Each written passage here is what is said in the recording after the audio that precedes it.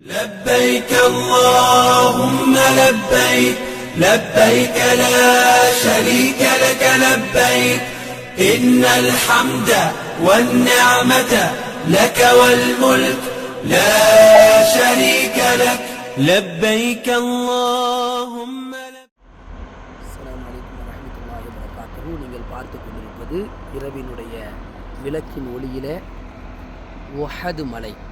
அல்லாஹ்வுடைய தூதர் ஸல்லல்லாஹு அலைஹி வஸல்லம் சொன்னார்களே, உஹதை நான் நேசிக்கிறேன், என்னை உஹது நேசிக்கின்றது என்று சொன்னார்களே, அந்த உஹது மலையைத்தான் இரவிலே விளக்கின் வெளிச்சத்திலே நீங்கள் பார்க்கின்றீர்கள். அஸ்ஸலாமு அலைக்கும் வரஹ்மத்துல்லாஹி வபரகாத்துஹு.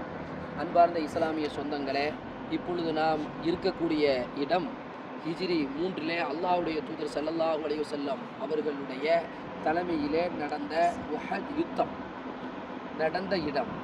எதிரி குஃபார்கள், குறைஷி படைகள் சுமார் 3000 பேர் பதிரிலே பழி தீர்ப்பதற்காக வேண்டும். பதிரிலே அவர்கள் பட்ட அடி வலி, அதற்கு எப்படியாவது பழி தீர்க்க வேண்டும்.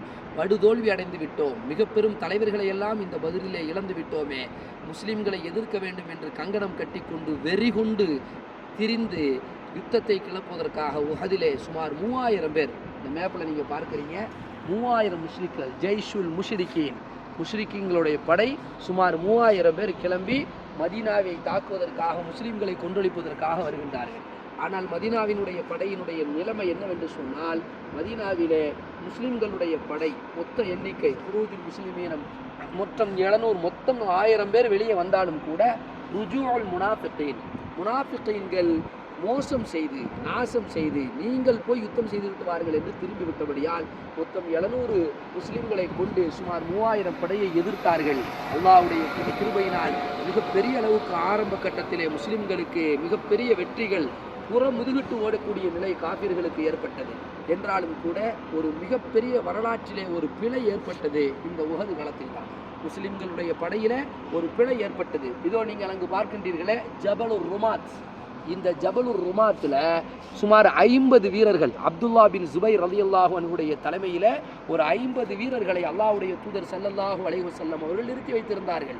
எங்களுடைய பிணங்களை கழுகு கொத்தினாலும் சரி, எங்களுக்கு மிகப்பெரிய வெற்றிகள் குமிந்தாலும் சரி, நாங்கள் சொல்கிற வரைக்கும், இமாரத் அமீர் சொல்கிற வரைக்கும் இறங்கக்கூடாது என்று சொன்னாலும் கூட அப்துல்லா பின் ஜுபைர் ரலியல்லாஹு அன்ஹு சொல் பேச்சு கேட்காமல் அந்த 50 பேர், அந்த கொண்ட படை கொஞ்சம் கொஞ்சமாக இறங்கி தலைமை கட்டுப்படாமல் கீழே இறங்கி விட்டார்கள்.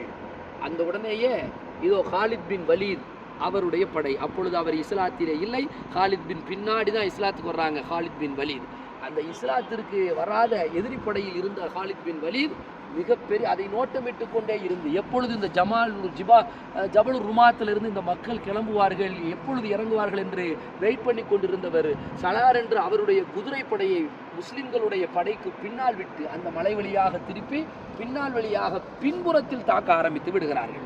உடனேயே முஸ்லிம்கள் முன்னேறி செல்கிறார்கள், காபிர்களை துரத்தி செல்கிறார்கள், காபிர்கள் புறமுதுகிட்டு முஸ்லிம்கள் ஓடுகிறார்கள். இந்த நேரத்தில் பின்னால் இருந்து காலித் பின் வலீதுடைய தாக்கம் ஏற்பட்ட உடனே, அவருடைய தாக்குதல் தொடுக்கப்பட்ட உடனேயே யார் யாரை அடிக்கின்றார்கள் என்ற குழப்பம் ஏற்பட்டு மிகப்பெரிய அளவுக்கு முஸ்லிம்களுக்கு மத்தியில இழப்புகள் ஏற்பட்டது இந்த யுத்தத்தில் தான்.